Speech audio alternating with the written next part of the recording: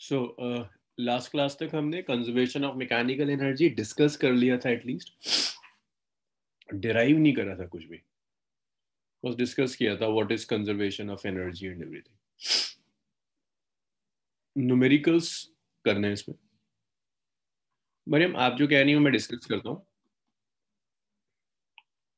कुछ न्यूमेरिकल्स कर लें, उसके बाद डिस्कस करेंगे सर।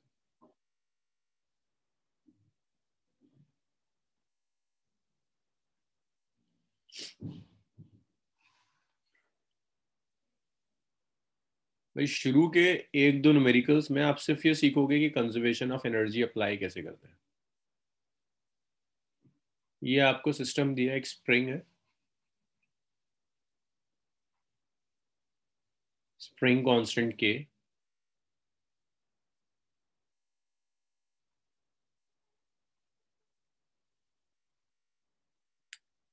ये कार मूव कर रही है विथ सम वेलोसिटी वी। तो ये इनिशियल स्टेज है।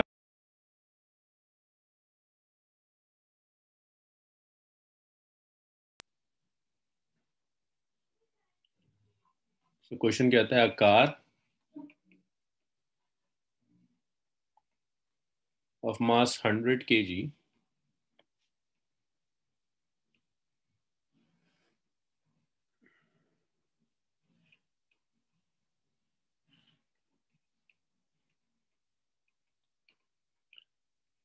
moving with velocity of, let's say, 50 meter per second,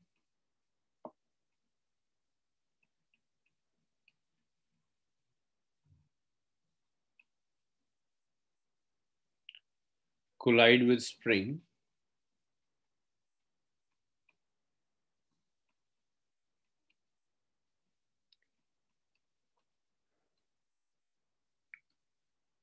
of spring constant k आपको गिवन है 10 न्यूटन पर मीटर।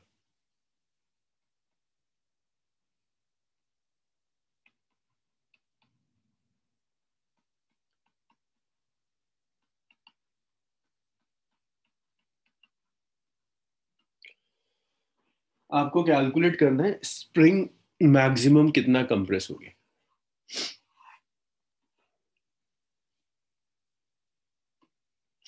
तो देखिए, अब ये तो बहुत इजी प्रॉब्लम है, हम इसको एक लाइन में भी कर सकते हैं, लेकिन मुझे आपको एग्जैक्ट मेथड सिखाना है। एग्जैक्ट मेथड ये चेंज इन पोटेंशियल एनर्जी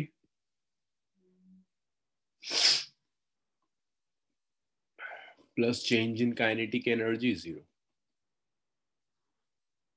आप इसे डायरेक्ट भी कर सकते हो, लेकिन इस मेथड को सीखो पहले।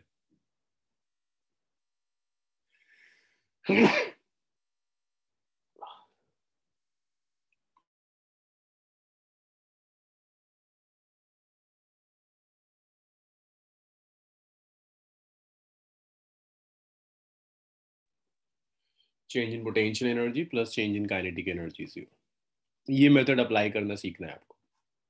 वरना ये डायरेक्ट वन लाइन प्रॉब्लम है, काइनेटिक एनर्जी को पोटेंशियल एनर्जी में कन्वर्ट कर दो, एक्स आ जाएगा। बट ये सीखिए, तो जब चेंज इन पोटेंशियल एनर्जी आप लोगे तो ये होगा final potential energy minus initial potential energy. Change in kinetic energy जब आप लोगे तो ये होगा final kinetic energy minus initial kinetic energy which is equal to. अब जब आप फाइनल पोटेंशियल एनर्जी भी लोगे ना, तो देखो आपके पास है क्या, एक सिस्टम पहले डिसाइड करो। आपके सिस्टम में दो ऑब्जेक्ट्स हैं, एक कार है और एक स्प्रिंग। तो आपकी जो पोटेंशियल एनर्जी होगी उसमें कार भी एग्जिस्ट करेगी और स्प्रिंग भी एग्जिस्ट करेगी।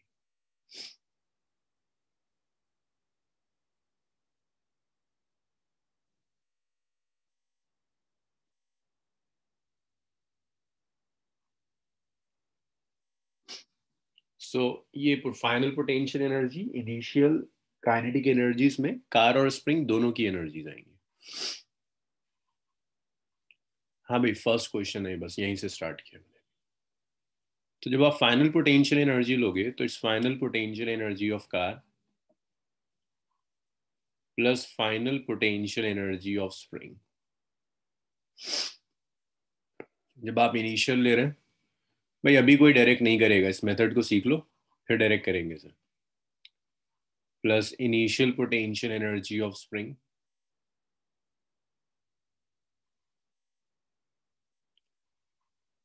इसी तरह से जब आप काइनेटिक एनर्जीज लिखेंगे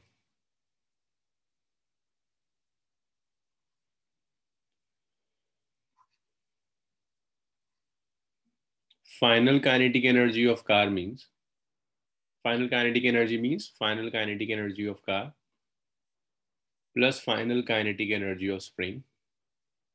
Initial kinetic energy means initial kinetic energy of car plus initial kinetic energy of spring, which is equal to 0. ये स्टेटमेंट बताइए, यहां तक क्लियर है?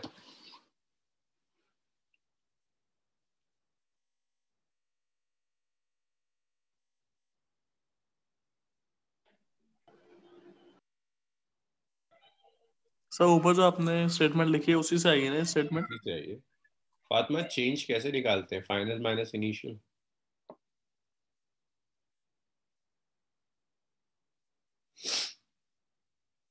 Yes yes.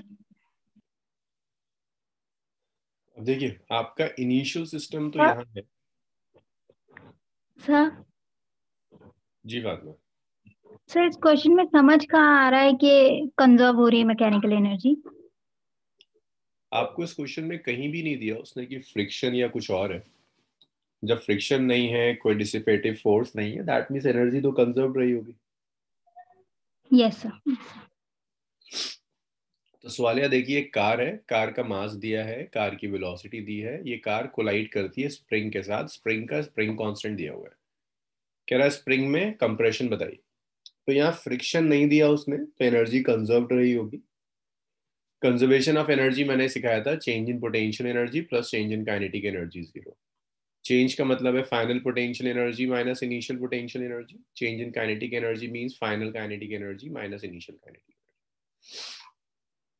जब आप फाइनल पोटेंशियल एनर्जी लोगे तो वो कार की पोटेंशियल एनर्जी प्लस स्प्रिंग की फाइनल पोटेंशियल एनर्जी। जब आप इनिशियल पोटेंशियल एनर्जी लेंगे तो कार की initial potential energy plus car की स्प्रिंग की इनिशियल पोटेंशियल एनर्जी। जब हम एनर्जी ले रहे हो तो पूरे सिस्टम की लोगे ना, कार और स्प्रिंग की। ऐसी फाइनल में भी कार और स्प्रिंग की फाइनल, कार और स्प्रिंग की इनिशियल। अब इस वाले हुआ।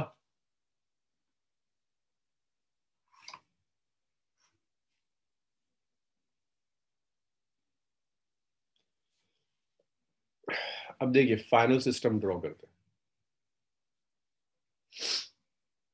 जब ये कार स्प्रिंग से कोलाइड करेगी तो स्प्रिंग कंप्रेस हो जाएगी।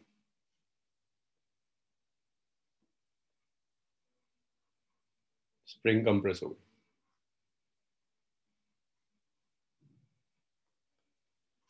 सो जब ये स्प्रिंग कंप्रेस हुई, मान लीजिए स्प्रिंग पहले यहां थी, स्प्रिंग एक्स अमाउंट से कंप्रेस हो गई, ये फाइनल है।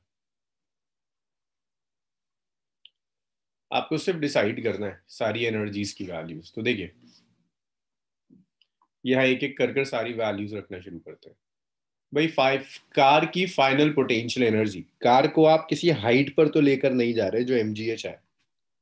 कार की फाइनल पोटेंशियल एनर्जी 0। जिस एनर्जी में प्रॉब्लम है वही बताना मुझे। इंतजार मत करना कि मैं पूरा कंप्लीट कर दूं फिर आप कहीं स्टार्ट कीजिए। कार किसी हाइट पर नहीं ले जा रहे तो कार की फाइनल पोटेंशियल एनर्जी 0 ही होगी। स्प्रिंग को आपने फाइनली कंप्रेस कर दिया तो स्प्रिंग की पोटेंशियल एनर्जी हाफ के एक्स स्क्वायर हो जाएगी। अब ये हाफ के एक्स स्क्वायर कोई बेवकूफ इसमें कार की लेना लिखना लेगा। हाफ के एक्स स्क्वायर स्प्रिंग की है, कार नहीं कंप्रेस हो रही, स्प्रिंग कंप्रेस हो रही इनिशियली। भाई कार इनिशियली भी किसी हाइट पर नहीं जा रही थी, 0। स्प्रिंग की इनिशियल पोटेंशियल एनर्जी, स्प्रिंग को ना आप कंप्रेस कर रहे हो ना आप एलोंगेट कर रहे हो, इनिशियली तो स्प्रिंग अपनी मीन पोजीशन पर, 0। फाइनली कार भी रेस्ट में, फाइनली स्प्रिंग भी रेस्ट में। कार की भी देखो यहाँ पर कोलाइड करने के बाद कार रेस्ट में आ जाती है। कार की भी फाइनल काइनेटिक एनर्जी 0, स्प्रिंग की भी फाइनल काइनेटिक एनर्जी 0। इनिशियली आपकी कार मूव कर रही थी तो कार की कुछ काइनेटिक एनर्जी थी which is half mv square. भाई स्प्रिंग तो इनिशियली भी रेस्ट में थी, स्प्रिंग की initial kinetic energy 0 which is equal to 0। हाँ भाई बताइए, यहाँ तक क्लियर है? सर जी आसिया। सर हम डायरेक्ट डेल्टा यू और डेल्टा के ई की वैल्यू नहीं डाल सकते थे, लाइक डेल्टा यू का हाफ के एक्स स्क्वायर और plus half M we square? नहीं, क्योंकि डेल्टा यू सिर्फ आपके सिस्टम में एक ऑब्जेक्ट नहीं है, आपके सिस्टम में दो ऑब्जेक्ट है, तो दोनों में देखना पड़ेगा ना पोटेंशियल एनर्जी में कितना चेंज आया। अब अगर इसी प्रॉब्लम में कार कुछ ऊपर चली जाती, कार उठकर यहाँ चली जाती, तो कार की भी पोटेंशियल एनर्जी तो काउंट करनी होती। आप जो हाफ के एक्स स्क्वायर लिख रही हैं उसमें कौन सी पोटेंशियल एनर्जी है? सर कार की। कार की नहीं होती, स्प्रिंग की, सिर्फ स्प्रिंग है। लेकिन अगर आपकी कार किसी हाइट पर जा रही है तो कार की भी तो पोटेंशियल एनर्जी लेनी होगी। Okay sir. तो दोबारा सुनिएगा से, ये बहुत इंपॉर्टेंट चीज़ है। जब आप चेंज इन पोटेंशियल एनर्जी लिख रहे हो ना, तो आपके सिस्टम में जितनी चीज़ें हैं सब में चेंज चाहिए। अभी तो सिर्फ कार और स्प्रिंग है, आगे हम बढ़ेंगे कार स्प्रिंग उसके साथ साथ शायद एक दो बॉडीज और आने लगे। तो जैसे जैसे बॉडीज आएंगी एनर्जी बढ़ती चली जाएगी। दानिश का है स्प्रिंग में तो फोर्स रिफ्रैक्शन रहेगा, नेगेटिव नहीं होगा।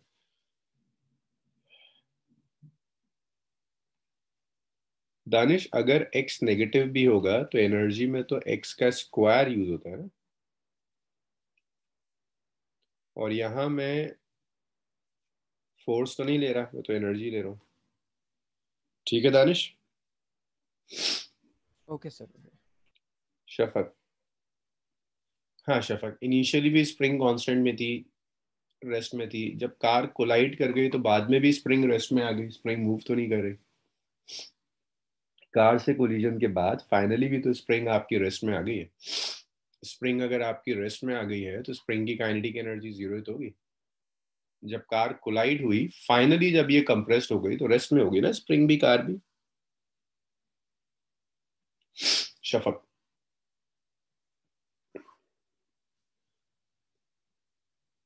जी सर कंप्रेस्ड हुई, लेकिन फाइनल वो है जब वो कंप्रेस्ड होने के बाद रेस्ट में आ गई। कार आई, कार ने स्प्रिंग को कंप्रेस किया और पूरा सिस्टम रुक गया। जब रुका हुआ सिस्टम है तो कार भी रुकी हुई है और स्प्रिंग भी रुकी हुई है, तो कार की काइनेटिक एनर्जी भी जीरो और स्प्रिंग की काइनेटिक एनर्जी भी zero. Shafaq, okay sir. Fatima potential energy. जी फातिमा, स्प्रिंग कंप्रेस हुई है इसलिए हाफ के एक्स स्क्वायर।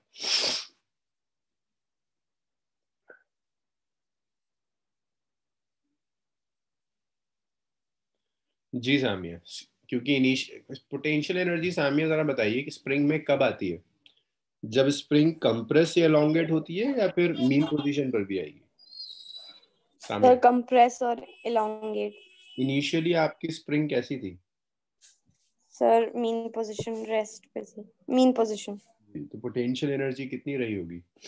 Sir zero. इसीलिए जीरो। ठीक है। अच्छा sir, okay sir. Rashad, ultimately this formula can be used when there are two objects going in parallel. Ultimately Rashad, this formula can be used for any number of masses. भाई आपके पास तीन car है, spring है, तुम भी आ गए कहीं बीच में, तो तुम्हारी भी पोटेंशियल एनर्जी यहाँ ऐड कर देंगे, यहाँ तुम्हारी पोटेंशियल एनर्जी ऐड कर देंगे, तुम्हारी काइनेटिक एनर्जी ऐड कर देंगे, काइनेटिक एनर्जी ऐड कर देंगे। जितने भी ऑब्जेक्ट्स आती चले जाएं, दो ही क्यों दिखा आपको? तो इस केस में दो हैं, जितने भी हो। सर एक मिनट, एक एक करके ना। If you have only spring तो भाई सिर्फ स्प्रिंग रहेगा, सिर्फ यहाँ स्प्रिंग रहेगा, यहाँ सिर्फ स्प्रिंग रहेगा और सिर्फ यहाँ स्प्रिंग रहेगा, तो एक एक आ जाएगा। दो है तो दो क्या आने लगेगा। बिल्कुल बिल्कुल रशाद, तब भी यूज कर सकते हैं, कोई परेशानी नहीं। Number of bodies in a system पे कोई रिस्ट्रिक्शन नहीं है। हाँ जी, अब बताइए, और कुछ पूछ रहा था कोई? आसिया शायद सर यस सर। सर हम जब डेल्टा यू और प्लस के ई लिखेंगे तो एंड में तो वो यही आ गया ना, हाफ के x square minus half M we square. इस केस में ऐसा नहीं आसिया, लेकिन अगर मैं आपसे कहता कि इनिशियली ही आपकी स्प्रिंग कुछ कंप्रेस थी और कोलाइड करने के बाद ये कार कुछ हाइट पे चली गई, तब भी यही आता है या चेंज हो जाता चेंज आता। तो हमें फॉर्मूला तो ऐसे लिखना है ना, ताकि अगर कहीं किसी भी तरह का वेरिएशन हो आप उस फॉर्मूले को यूज कर पाए, इसलिए लिखा हमने। Okay sir. Fatima, you final car का जीरो जो है वो फिर से बता दीजिए। भाई फातिमा, कार की पोटेंशियल एनर्जी, कार तो मास है ना, ये होगा mgh। पहले भी कार ग्राउंड पर थी, बाद में भी कार ग्राउंड पर रही, तो पहले भी हाइट जीरो, बाद में भी हाइट जीरो, तो पोटेंशियल एनर्जी तो जीरो ही होगी फातिमा। Yes sir. सो अब अगर सारी वैल्यूज लिखो यहाँ, so half kx square half mv square is zero.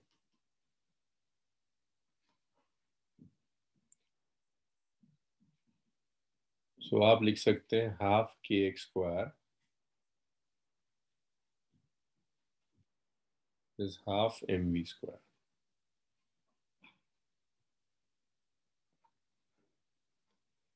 So x square is mv square by k, x आ गया v root over m by k। चलो भाई m k और v की वैल्यू रख दो और बताओ मुझे x कितना आ रहा है। सर रूट हाँ, रूट 23,000। रूट 23,000।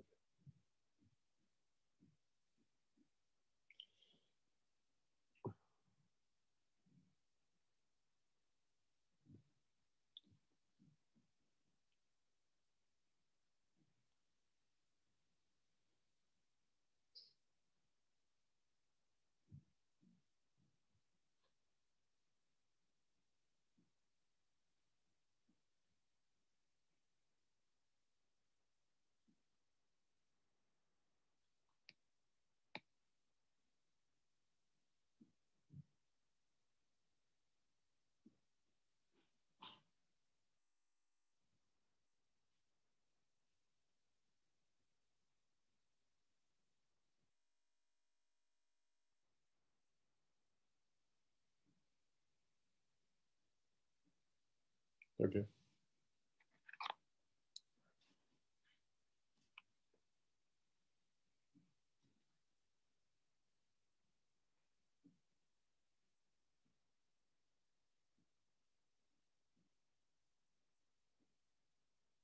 चलिए अलीना, फातिमा और मरियम तीनों के आंसर सेम आ रहे हैं।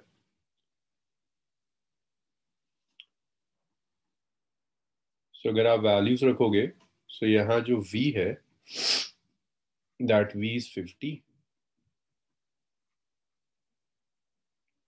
100 by 10। 50 रूट 1000। 1000 क्यों? फिर उसे ग्राम में कन्वर्ट करेंगे ना। 50 रूट 10 SI यूनिट तो किलोग्राम होती है, ग्राम में क्यों कन्वर्ट करेंगे? Okay sir. 50 root 10।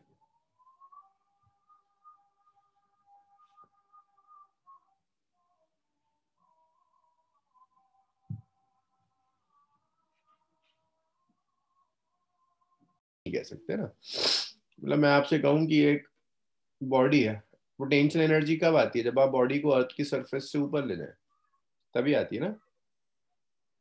Yes sir. अगर बॉडी को मैं अर्थ की सरफेस पर ही ले जाऊं, क्या मैं कुछ हाइट पर लेकर गया?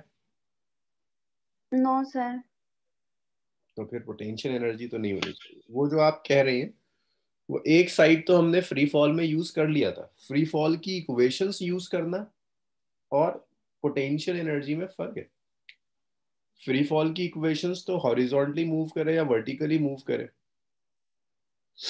Uniformly accelerated motion, basically horizontally move करे या वर्टिकली मूव करे, दोनों में आप यूनिफॉर्मली एक्सेलरेटेड मोशन यूज करते हैं।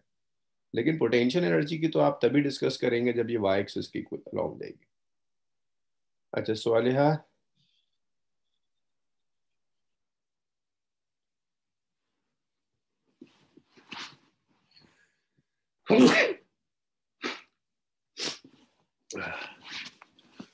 स्वालिहा, स्प्रिंग कितनी भी टाइट हो, जब कार उसे कोलाइड करेगी तो कार उसने कंप्रेस कर दिया। अब कार का वेट ज्यादा है, स्प्रिंग इतनी फोर्स नहीं लगा पा रही कि कार को दोबारा कार को पुश कर दे। इतनी स्ट्रांग नहीं है फोर्स की, दोबारा कार को पुश कर दे। अगर ऐसा होता तो मेंशन करता कहीं।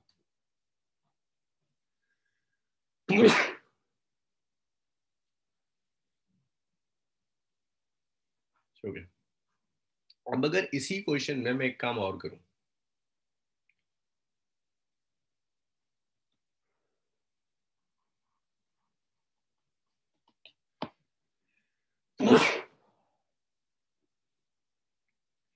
अगर आपके सिस्टम में फ्रिक्शन जैसी फोर्सेस प्रेजेंट है,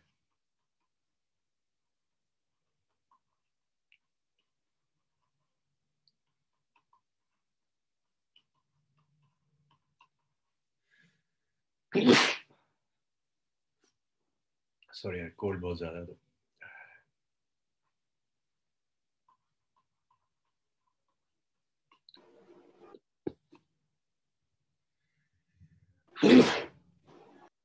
अगर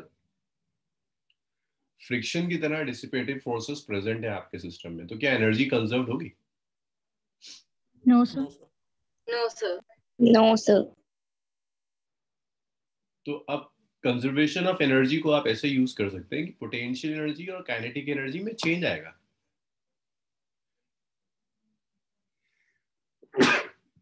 तो ऐसा नहीं होगा कि अब ये जीरो हो जाए, ये नॉन जीरो रहेगा, और ये जो आएगा ये work done by external force के इक्वल, सॉरी नॉट एक्सटर्नल फोर्स, आप जो भी डिसिपेटिव फोर्स ले रहे हैं, अगर आप फ्रिक्शन ले रहे हैं तो ये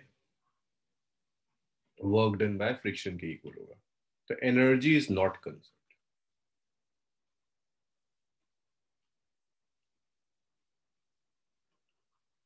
अगर एनर्जी कंजर्व्ड होती तो change in kinetic energy plus change in potential energy zero हो जाता। ये जीरो नहीं हो रहा, वर्क डन बाय फ्रिक्शन के इक्वल आ रहा है, मतलब एनर्जी कंजर्व नहीं है।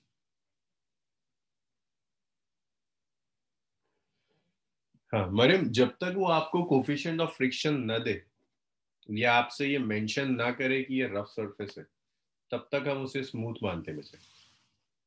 रफ होगी तो कुछ मेंशन करेगा।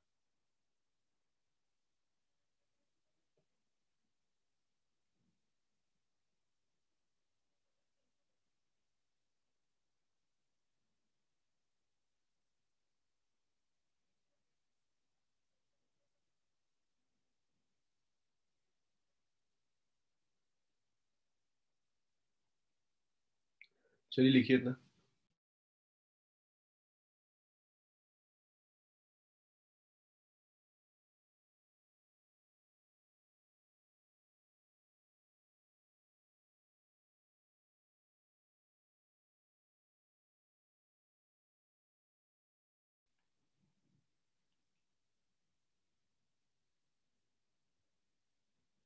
चलिए न्यूमेरिकल देखते हैं।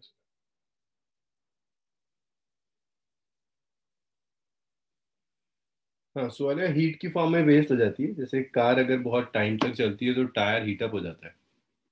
बेसिकली कार की जो काइनेटिक एनर्जी थी, उस एनर्जी का कुछ पार्ट हीट की फॉर्म में वेस्ट हो जाता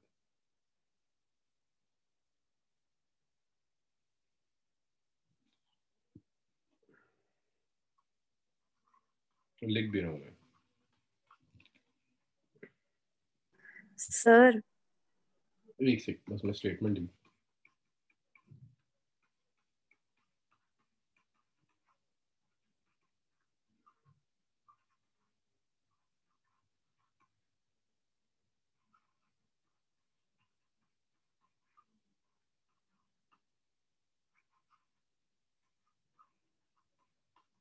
हाँ जी बताइए। सर मेरा क्वेश्चन ये है सर, अगर एक कार चल रही है तो सर फ्रिक्शन तो रोड प्रोवाइड कर रही है, तो उसकी एनर्जी क्यों वेस्ट हो रही है? कार की कन्वर्ट क्यों हो रही है? वो फ्रिक्शन तो रोड का है ना सर। हाँ सो साम्य, रोड फ्रिक्शन किस पर ऑफर कर रहा है, अपने ऊपर या कार के ऊपर? सर कार पे। कार पे। सो आपको लगता है वो फ्रिक्शन कार के मोशन को अपोज करेगा? Yes sir. अब उस ऑपोजिशन के अगेंस्ट कार को कुछ वर्क डन करना होगा, इसीलिए इंजन ऑन करना पड़ता है मूव कराने के लिए। Yes sir, yes sir. अब वो जो कार वर्क डन कर रही है ना उस फ्रिक्शन के अगेंस्ट, उसी वर्क डन की वजह से कार की जो एनर्जी काइनेटिक एनर्जी की फॉर्म में जानी चाहिए, उसका कुछ पार्ट हीट की फॉर्म में वेस्ट हो जाएगा। वही जो वर्क डन है वो वर्क डन जो कार को करना पड़ रहा है फ्रिक्शन के अगेंस्ट, वो वर्क डन हीट की फॉर्म में जाएगा।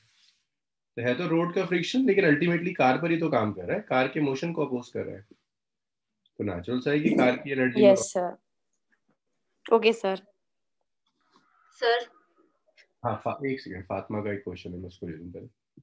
चेंज जी फातिमा, जितना वर्क डन होगा उतनी ही एनर्जी हीट की फॉर्म में वेस्ट हो जाएगी।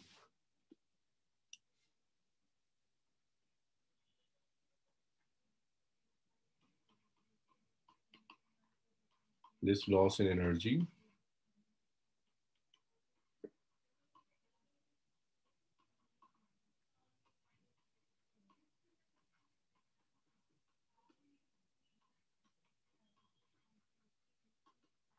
is equal to work done by friction. चलिए इतना लिख लीजिए। सर जी अनुजा। सर मैं ये कह रही हूँ सर, वो फ्रिक्शनल फोर्स जो है, अगर हम इन टर्म्स ऑफ इंटरनल या एक्सटर्नल फोर्स में देखें तो इंटरनल फोर्स हो सकती है ना सर? बिल्कुल इंटरनल फोर्स है, हाँ लेकिन इंटरनल नॉन कंजर्वेटिव फोर्स। हाँ सर। कंजर्वेटिव नहीं, इंटरनल नॉन कंजर्वेटिव। और सर अगर हमारे सिस्टम में हम अपना सिस्टम वो सरफेस नहीं ले रहे हैं तो एक्सटर्नल भी हो सकती है ना? तब आप उसे कहोगे एक्सटर्नल होगी, लेकिन जब आप सिस्टम की बात करते हैं ना, यस सर। सिस्टम में हाँ ले सकते हैं, कोई मसला नहीं, कोई मसला नहीं, आप मत लीजिए रोड को, तो external. Okay sir.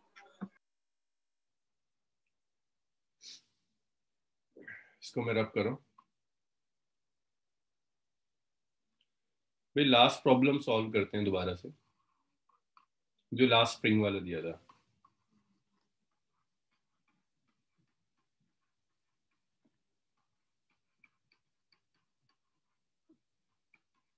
If coefficient of friction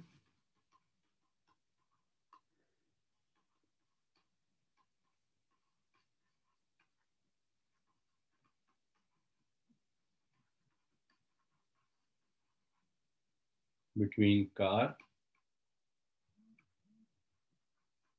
and road is 0.2, तो इसको ऐसे मानिए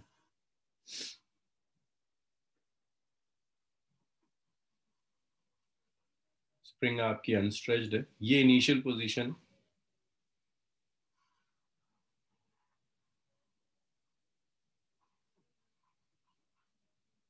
कार v वेलोसिटी से जा रही है, स्प्रिंग इज अनस्ट्रेच्ड। सॉरी पिछली स्लाइड यार, ये मेरे लिए ना ऐसे स्लाइड पे जाना बड़ा मुश्किल होता है, एक एक अल्फाबेट करके पीछे जाता है ये।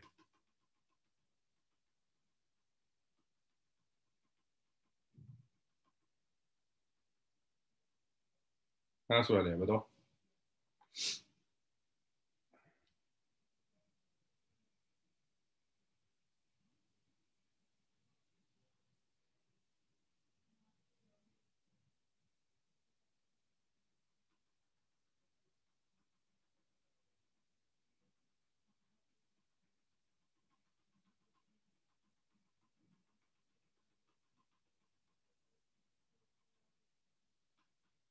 तो रोड और टायर के बीच में जो कोफिशिएंट ऑफ फ्रिक्शन है वो 0.2 है। आपको कंप्रेशन कैलकुलेट करना है, बाकी सारे पैरामीटर सेम है। तो देखिए ये इनिशियल है, फाइनली ये स्प्रिंग यहां कंप्रेस कर जाती है।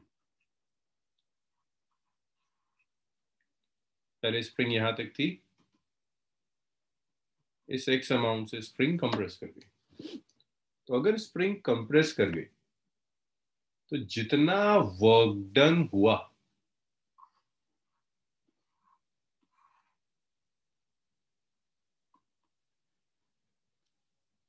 तो यहां पर फ्रिक्शन ने भी जो वर्क डन किया होगा, फ्रिक्शन मोशन के ऑपोजिट डायरेक्शन में एक्ट कर रहा होगा। तो जब तक कार यहां आई, फ्रिक्शन ने भी कुछ वर्क डन कर दिया होगा, तो अब एनर्जी कंजर्व नहीं है। Change in kinetic energy plus change in potential energy is work done by friction. अब देखिए ये तो मैं लास्ट न्यूमेरिकल में कैलकुलेट कर चुका था, मैं दोबारा नहीं लिखना चाहता, इसे मैं डायरेक्ट लिख दूं।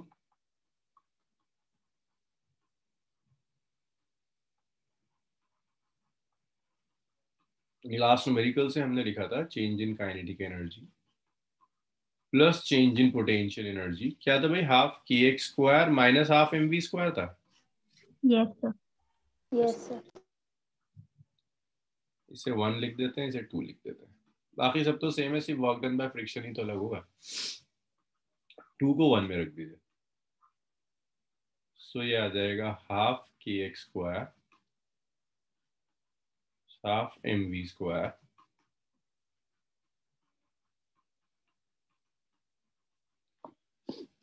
is work done by friction। ये वर्क डन बाय फ्रिक्शन है।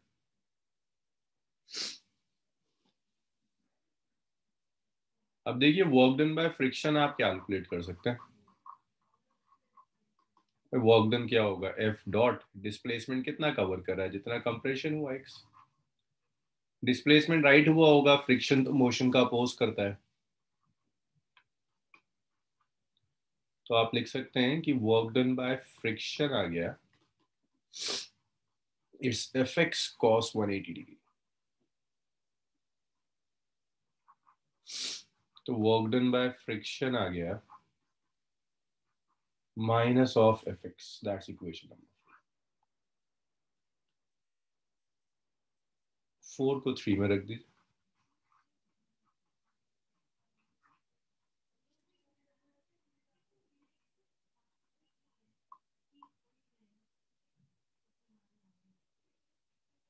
हाफ के x square half M we square minus of F X. अब आपका काम है सिर्फ फ्रिक्शन कैलकुलेट करना।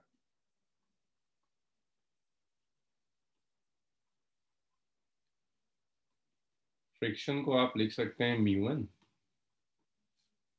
भाई देखो यहाँ कार का वेट नीचे एक्ट कर रहा होगा mg, ऊपर नॉर्मली एक्शन होगा, तो आप n को लिख सकते हैं μmg। 6 को 5 में रख दीजिए,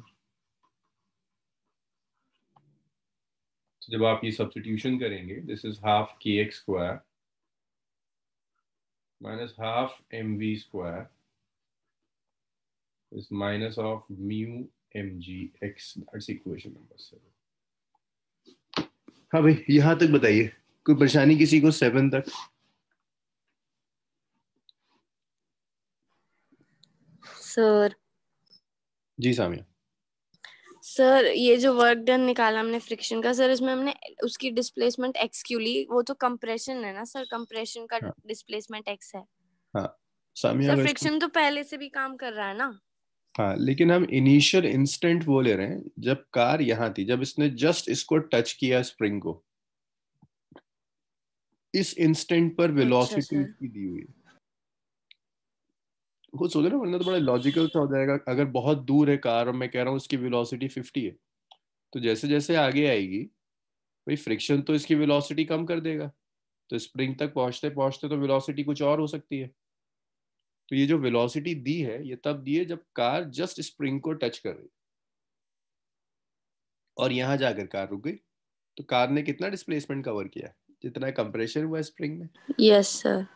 इसलिए अगर खुद सोचिए ना, अगर मैं आपसे कहता यहाँ पर वेलोसिटी 50 है और यहाँ स्प्रिंग लगी है, तो आप कहती हैं इतना डिस्टेंस कवर करने में भी तो वेलोसिटी कम हुई होगी, फ्रिक्शन है ना।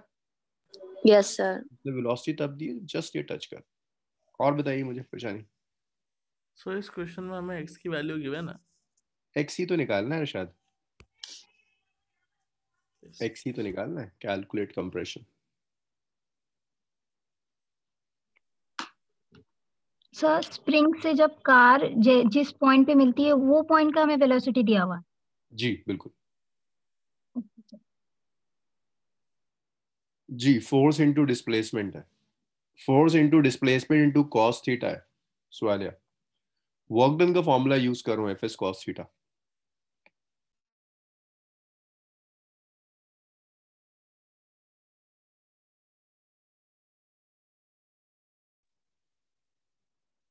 और डाउट्स बताइए।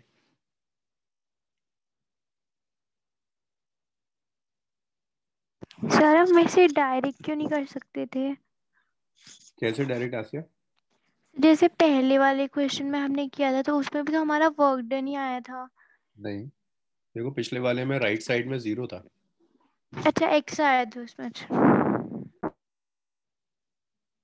एक स्क्वायर आया था उसमें, राइट साइड में तो 0 था। यहाँ तो राइट साइड में वर्क डन है। सर आपने जो बोला था कि सिंपल एक लाइन में कर सकते हैं वो ये? नहीं नहीं नहीं, सिंपल एक ये वो नहीं।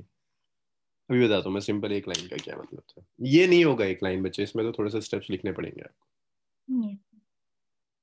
मेथड इसी तरह के क्वेश्चंस के लिए सिखाना पड़ता है।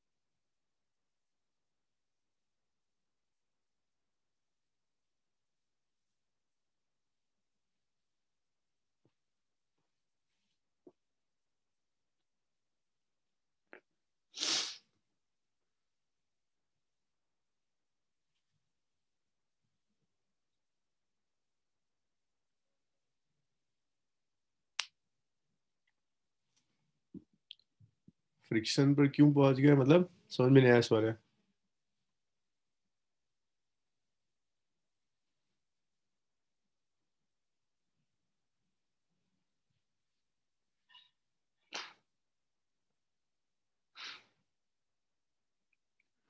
सवाल है आपका, क्वेश्चन समझ में नहीं आया मेरे।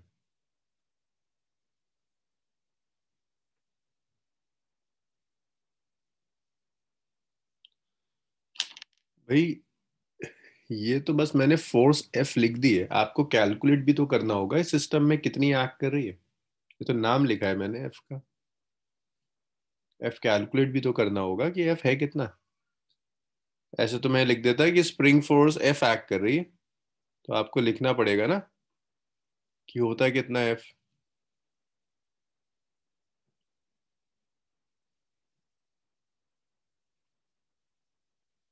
भाई नेगेटिव एफ एक्स सामिया यहाँ से है, वर्क डन था एफ एस कॉस 180, कॉस 180 -1 होता है, इसलिए माइनस आया। भाई सारी वैल्यूज रखिए और मुझे बताइए एक्स कितना आ रहा है।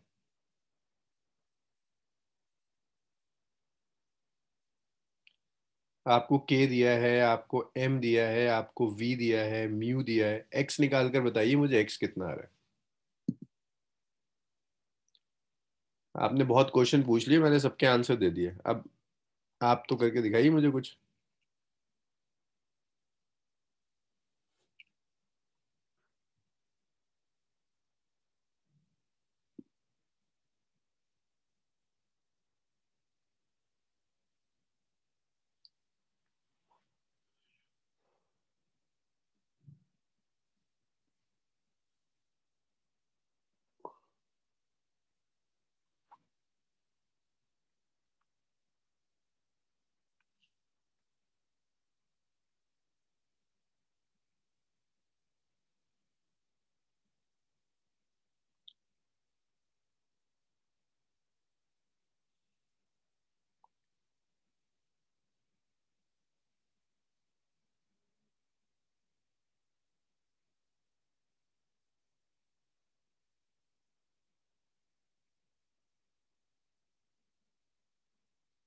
चलिए आसिया का कुछ आंसर आया।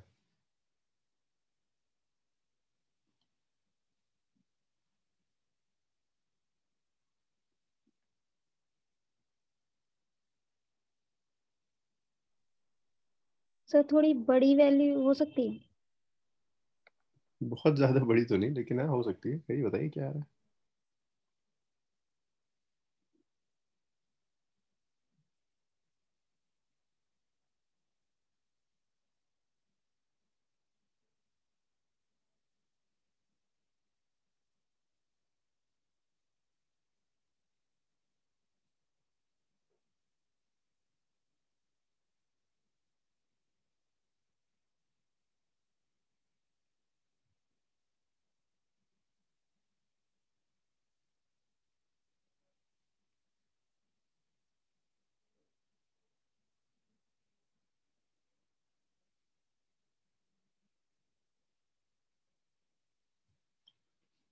नहीं बात में इतना तो नहीं हो सकता।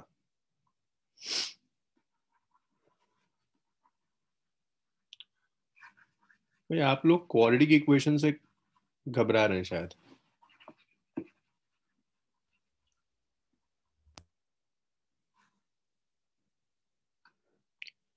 भाई देखिए अगर मैं वैल्यूज रखूं हाफ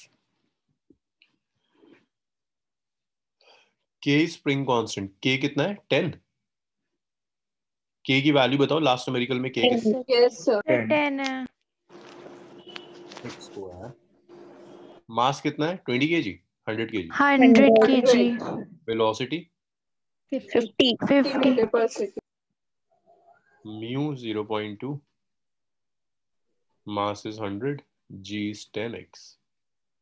तो ये आ गया 5x square minus 2500 by 2 00 minus 0.2 into 1000 200x। Left में ले आओ 5x स्क्वायर माइनस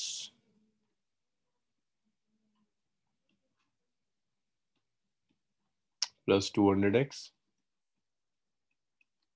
माइनस 125,000। इसे जरा चेक कर लेना। 2500 बाय 2 इट्स 12,000 1250 और 2 0। ठीक, x से पूरी इक्वेशन को डिवाइड कर दीजिए 40x 0। इसे इससे इक्वेट कर लीजिए ax स्क्वायर। सिर्फ एक रशाद का आंसर लग रहा है कि इसने ठीक किया। c is equal to 0 minus b plus minus root over, ऐसे ही सॉल्व कर देना quadratic equation.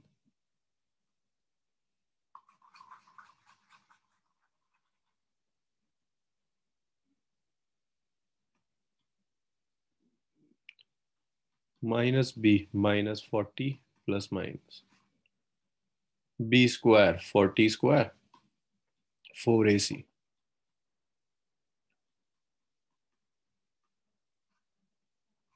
Bye 2 minus 40 plus minus root over 1600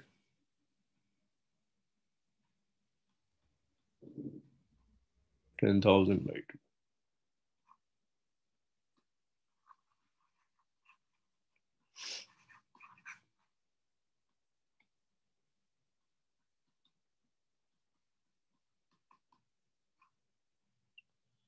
ten thousand 1600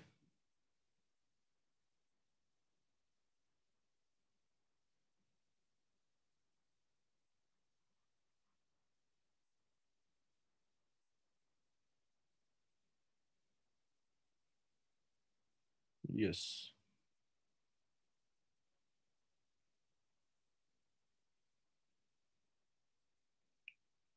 yes.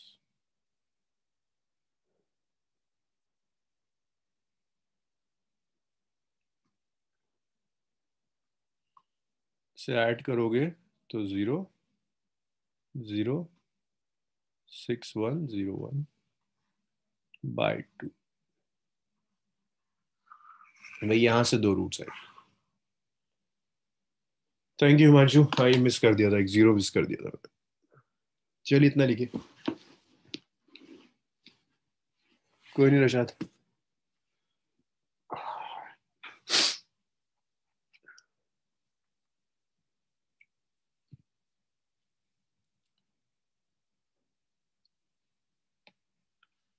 इसमें कोई प्रॉब्लम है तो बताइए।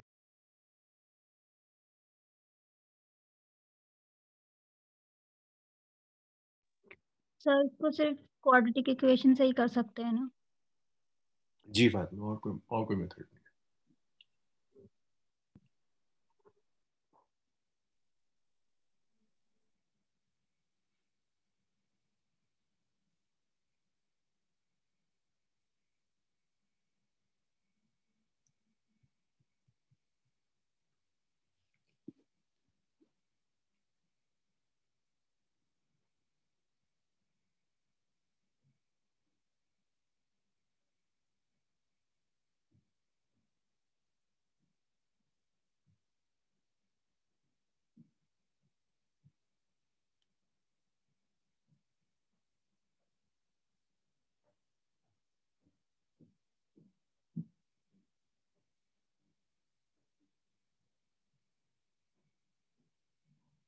भाई इतना लिखा आप लोगों ने? Yes, sir sir. 500 है वो।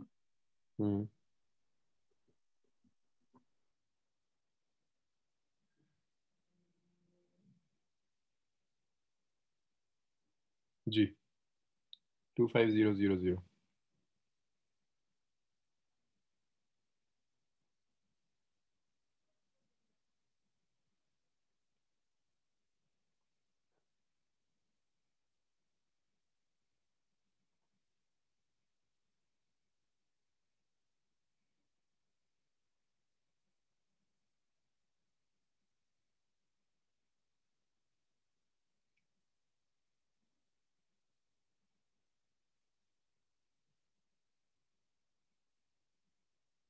मेरा करूँ सर?